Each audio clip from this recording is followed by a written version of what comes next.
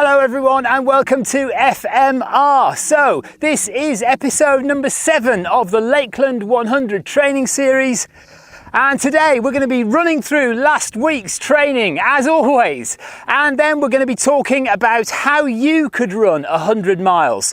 What does it take to step up from doing 5k, 10k and then a marathon to doing 100k or 100 miles? Let's find out in this episode.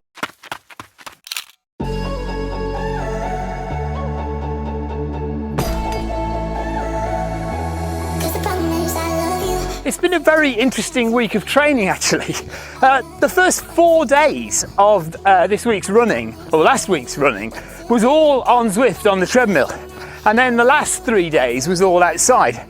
And that's primarily because you remember the last episode I told you I had this niggle, this weird thing that came on Sunday when we were at the Backyard Ultra event in Suffolk, where my hip and my sciatic nerve just went into spasm or something and I couldn't hardly run. So we started on Monday with 5k in celebration of World Multiple Sclerosis Day. So we did 5k for World MS Day on Monday. Then on Tuesday I did my 500 meter climb on Zwift in the morning. That's 4k, and then I did 10k nice and easy on Zwift on Tuesday evening. My leg by this point is beginning to feel a little bit better, but I'm still not going very fast at all. Mind you, when do I ever go fast?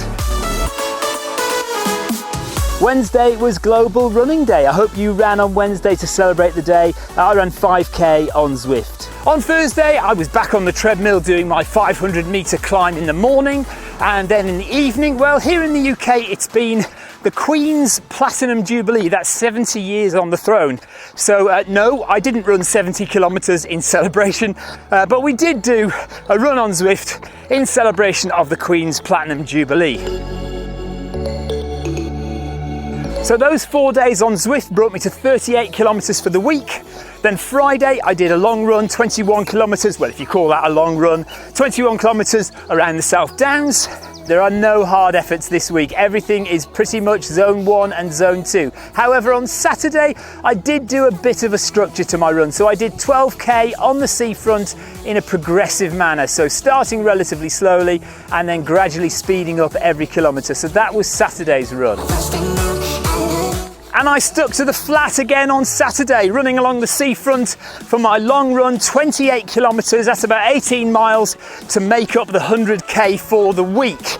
And that is the final week of 100 kilometre weeks. So we've got 8 weeks left until the Lakeland 100. We now start ramping it up. Every week I'm going to add 10 kilometers for 6 weeks, so we get to 100 miles by the end of the 6th week, and then we've got a 2-week taper before Lakeland. So let's look at heart rate zones then. Well, no races, no hard efforts, no interval sessions this week.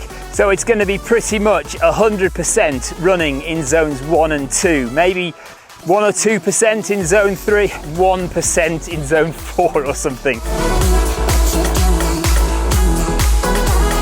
Before we carry on to how you could run 100 miles, if you are enjoying the video, please do click the like button and subscribe if you haven't subscribed already. And if you really want to make a difference and support the channel, then you can join as a member from as little as £1 a month, $2 maybe a month.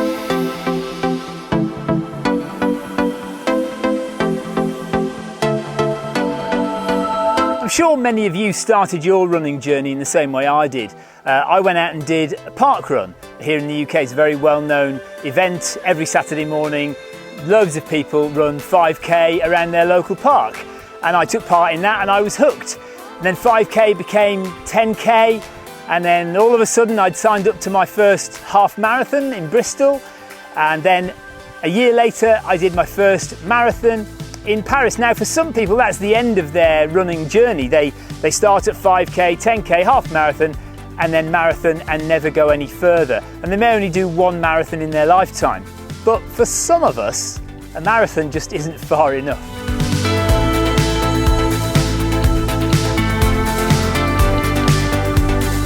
Now the first step up from a marathon is generally 50k, 31 miles. Now, you don't need to do anything different for this distance. If you want to step up to your first ultra, you train as you would train for a marathon. It's only 5 miles difference. Basically, you do a marathon and then just add a little bit onto the end. There you are, you've done your first ultra. But the next step up is a bit of a jump. From 50k, you're going to add another 20 miles and you're going to do 50 miles. That said, it isn't really that different to what you've already been doing. You see, all the things you have been doing previously when you've learned about half marathons and 50Ks, you're going to carry that on and continue it into your first 50 miler. So you've been practicing your nutrition and hydration. You know what food works for you, or at least you're starting to get an idea of what food and what hydration sits well on your stomach.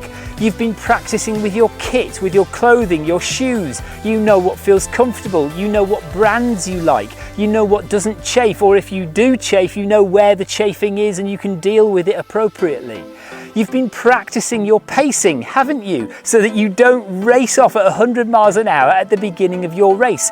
Even splits, you've been managing that during your marathon and your 50k. You take the same discipline into your 50 miler. Now, of course, there's a heck of a lot to be said for experience. The first time you run for more than 8 or 10 hours, that'll teach you more in one run than you'll ever read in a book or research online.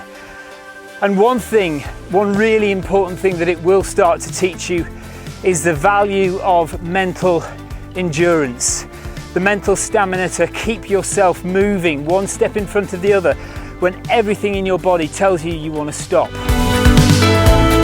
Of course, as well as managing your nutrition and your pacing and your kit, training helps quite a lot as well. And when you're bumping up the race distances, of course, volume in your training is key. So you are going to have to increase the number of miles you do in training in the week, but it's about balance. You can't do 100 kilometers a week of training and do them all at breakneck speed. So you need to work out a structure to your plan, a structure to your training, which you will have done in your marathon training. You just need to extend that to a 50-mile race or a 100-mile race, where you just increase the number of miles that you do, but you balance it against the number of hard efforts you do and the number of easy, slow runs you do.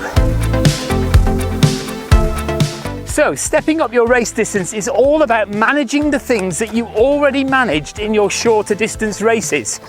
But then, slowly, over the months and years, add volume into your training.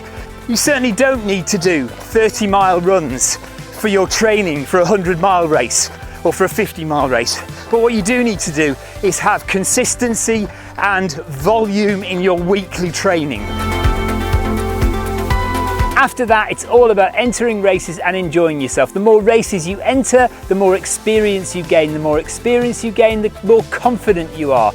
The more confident you are, the more you'll expand your horizons. 50k becomes 50 miles, becomes 100k, becomes 100 miles. Before you know it, you're running 250 miles across the Atacama Desert in a multi-stage race. So go out there, just try something new, try something longer. But before you lace up your shoes and get out running, do please go and click that subscribe button.